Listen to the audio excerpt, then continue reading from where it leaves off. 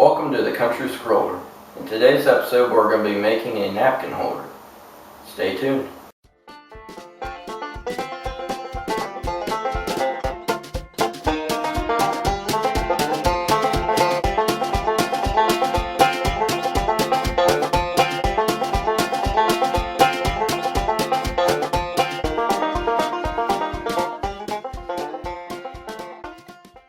In today's video we're going to be making this unique looking napkin holder with inlay technique used and a cool way of connecting them with some dowel rods.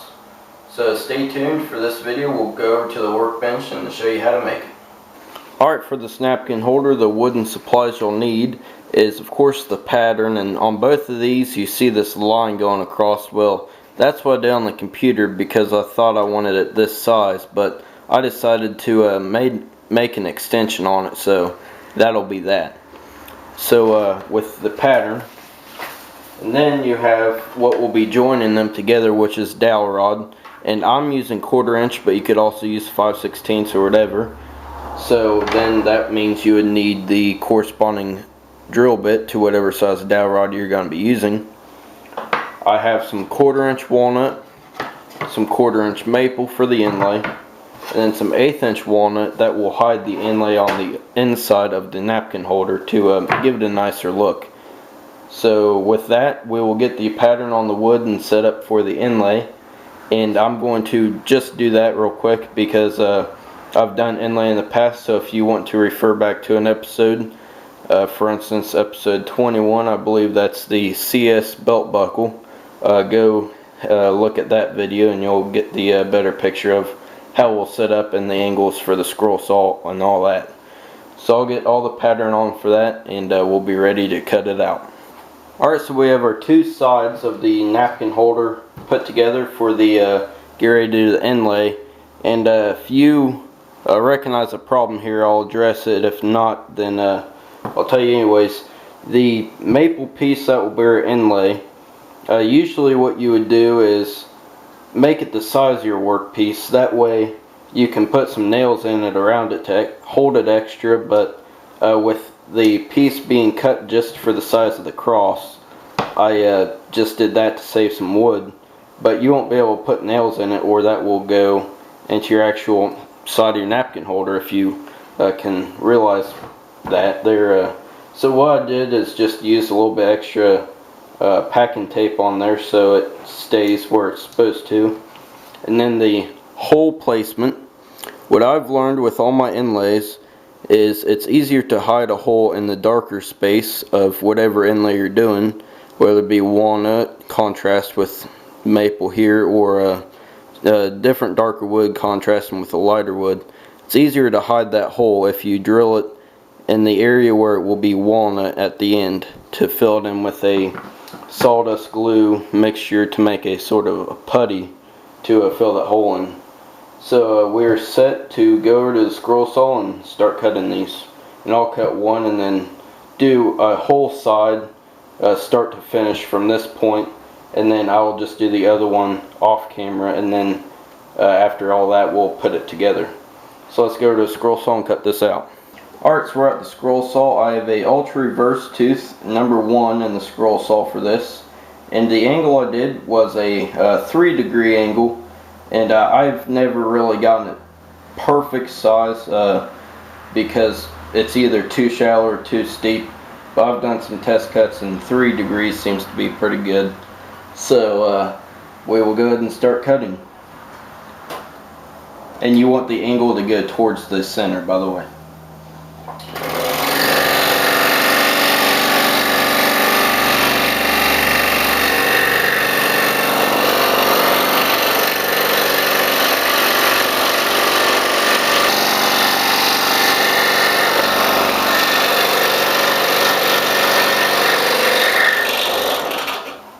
Now we can take it out and go over to the workbench and see what we have. Now this part of the inlay process that I have is kind of like opening a present that you get for Christmas. You want to open it as fast as you can to see what you got, because you never know how it turned out or whatever you got. So I always just don't take my time at all and just use a knife to cut the tape away. And what should happen is the walnut piece should fall out the back, or it's easier to pop out the top. And then you've got your maple piece that you can take the pattern off.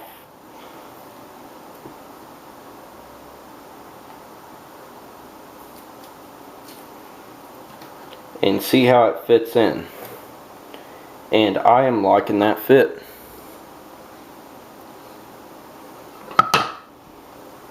So don't push it in all the way because I'll get stuck. So now what we can do is go ahead and I'll do the other one off camera like I said, so I'll go ahead and finish up this process. So it's finished taking off the tape around it. So with all that, we can go ahead and glue that piece in. And we'll use Aleene's Clear Gel Tacky Glue.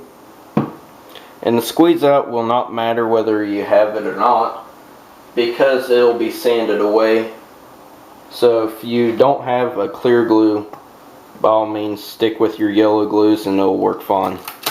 So I'll just use some of that tape that we had peeled off of it.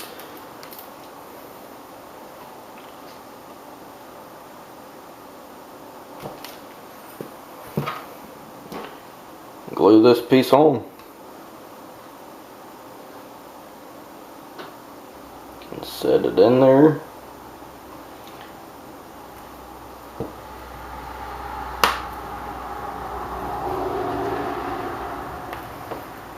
If it's a little proud or above the surface, that's what proud means, that's okay. On the back side, if it's slightly off, that's also okay, because we're going to be using our 1/8 inch walnut piece to dress up the back side. So now what we can do is it's a waiting game. You don't need any clamps or anything, so just let that sit and dry, and then we'll be back to sand it, fill in our hole there, and then cut out the shape of the side of the napkin holder. Alright, so the glue is dry. Now what we can do is, instead of filling in the hole right away, we want to do that after the finished sanding is on it. That way when we sand over top of that, we don't sand down too far and take away that putty that's going to be in the hole. So we'll do that like a second to last final sanding stage. So right now we just want to get everything nice and smooth on this part, get it all cleaned up. That way we can laminate the back and then go from there. So just with the 1/4 sheet sander, I'll sand everything smooth. Alright, so now that these are smooth, what I'm going to do is what's called laminating. It's where you glue 2 boards together face to face to create a thickness. Well, in this case, the thickness, it will help out a little bit, but that's not the main reason. What we're trying to do is hide the back side of that, because it's not super good. So that side's nice, but we want to hide that side for when the napkin holder's together. So without cutting the shape, and I'll do all that at the end, I'll just go ahead and laminate these now. So what I'm going to do to laminate it is use some Type Bond number 2.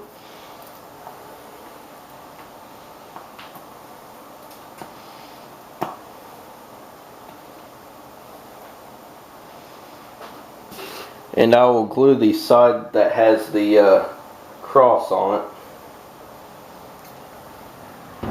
And I ran out of brushes, so I'll just use my finger, I guess. Just make sure that everything has an even area of glue on it. And squeeze out won't matter on this either. So it's better to have more glue than not enough. So you want to make sure it has a nice glue joint. That way when we cut the shape at the joint where we glued it, you hopefully won't be able to tell, and so there won't be a crack either. So that should be good. Now we'll take one of the pieces of 1/8 inch, make sure the grain is going vertically.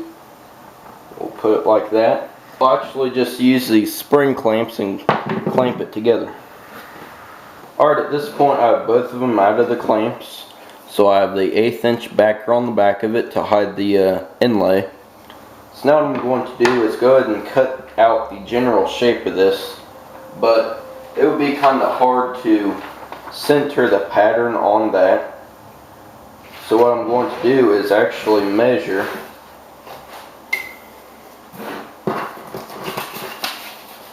the height and the width of this, measure so the cross is in the center, and then make a box around it sort of, and then I'll cut that out, and then I'll glue on the pattern, or I'll just draw on the shape.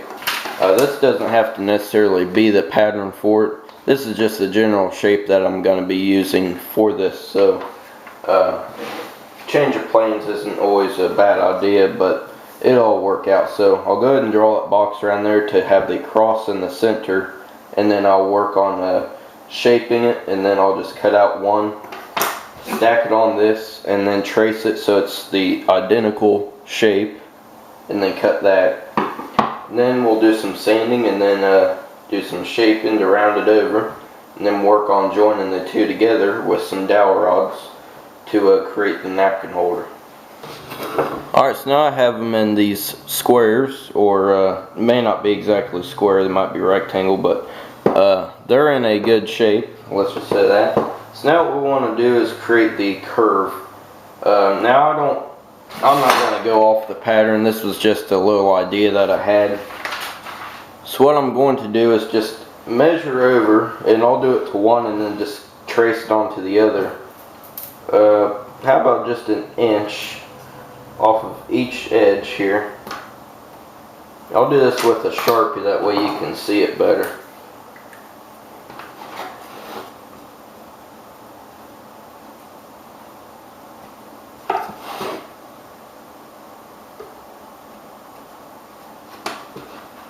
So make an inch off of each thing. Then what I'm going to do is take a can or something to create the curve.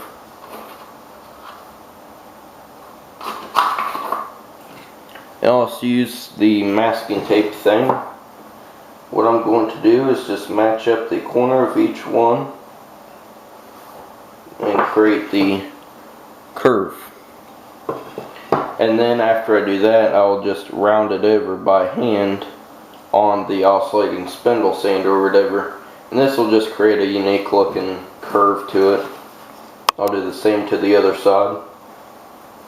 So let me get both of those done, cut out, and sanded to the round over. And then we'll get to the step to where we'll finish sanding. Alright, now we're to the point where we can do all of our finished sanding. And I'm going to do that before I fill in the hole, because after I do that, I will just sand over top of that to hide it. And if you do too much sanding and you don't get the hole filled all the way, the hole will be exposed again. So I will go ahead and sand now. And what I will use to do the round over, to ease off the edges, is the Dremel tool. And as you can see, I did do a little bit of curvature there with the oscillating spindle sander, just to make them look more appealing, I think. Alright, so now both of these are nice and dry, and I've got the hole filled in. They're all sanded, rounded over, so now we're ready to assemble it. We're going to be assembling it with some 1/4 inch dowel rods, and there's going to be 3 of them in it, so it will hold it together. So what I'm going to do is mark the areas on it to see where I will put it, the dowel rods. I'm going to just measure up 1/2 inch, make a mark in several locations, and draw a line. And I'm using a pencil, so it'll easily be able to be sanded away. Now what I'm going to do is go ahead and measure. This is about 4.5 inches wide. So I will select 3 areas where I will put the dowel rods at, make the mark, and I will drill a hole with a 1/4 inch drill bit, and then I will sand everything and show you how I will glue it up. Alright, here is what we have so far, and I am going to turn on the light so you can see. Going to admit a mistake I made, not because I want to, but because I'm sure you will see it when it's being put together.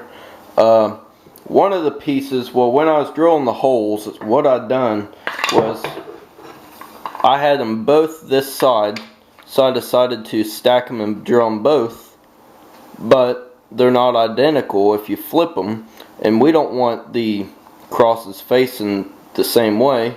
We want them to be facing the opposite directions. So I tried to fill the holes back in with some putty that I made and see if it'd work, but it didn't, so it will be fine. There's just a little bit extra hole that I'll have to fill in probably later. But let's go ahead and glue it together, and I will show you how I will get everything nice and straight. I'll be able to clean anything out later. So what I'm going to do is go ahead and stick the dowel rods into the holes of the ones that are snug.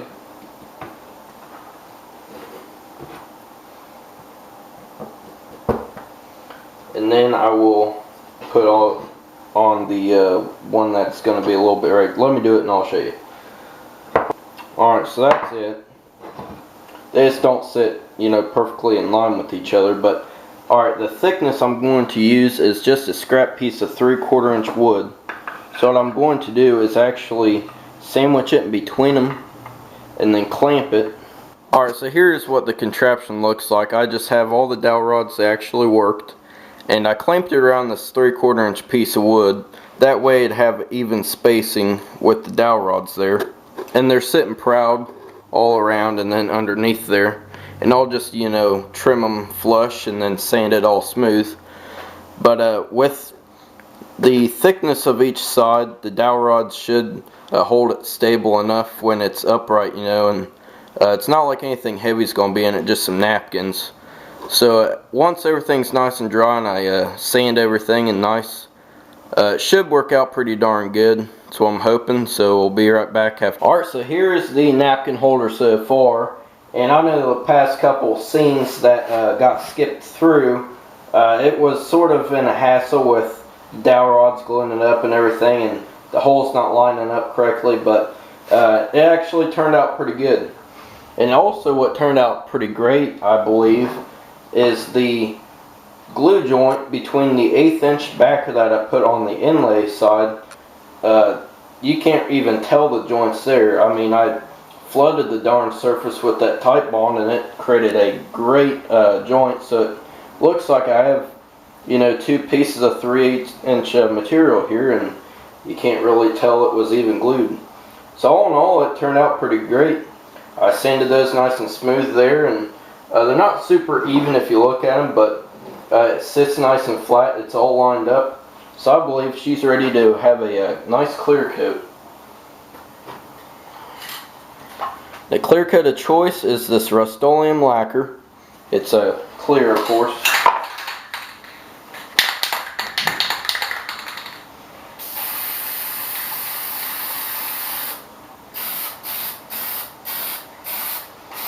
It's going to be a little bit difficult to get inside here to get the sides, but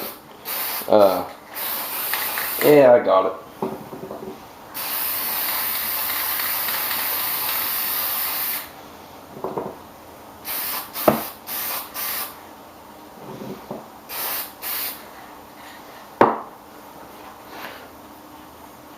So that nice dark walnut and the contrast of the cross and then the 3 dowel rods, I think that looks great.